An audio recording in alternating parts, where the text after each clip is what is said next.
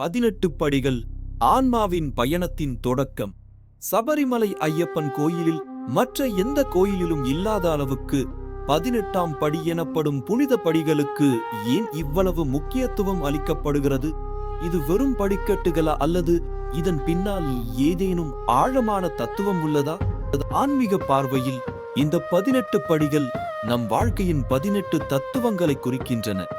முதல் 5 படிகள் பஞ்சேந்திரியங்களான கண், காது, மூக்கு, வாய், தோல் ஆகியவற்றையும், அடுத்த 8 படிகள் அஷ்டராகங்களையும், அதற்கடுத்த 3 படிகள் முக்குணங்களான சத்வம், ரஜஸ், தமஸ் ஆகியவற்றையும் குறிக்கின்றன. மீதமுள்ள 2 படிகள் வித்யா, அவித்யாவையும், இறுதியாக ஒன்று புண்ணிய மற்றொன்று பாவத்தையும் குறிக்கிறது. இந்த படிகளில் ஏற இருமுடிக்கட்டு சுமந்து கடும் விரதம் மேற்கொண்டு வருவது கட்டாயம். ஒவ்வொரு படியும் ஒவ்வொரு மனத்தடையை கடந்து ஆன்மாவை தூய்மைப்படுத்தும் ஒரு சவாலாகும்.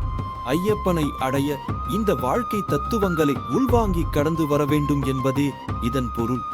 ஆகவே சபரிமலையின் 18ஆம் படி என்பது வெறும் வழித்தடம் அல்ல, அது நம் அகப்பயணத்தின் படிக்கட்டுகள்.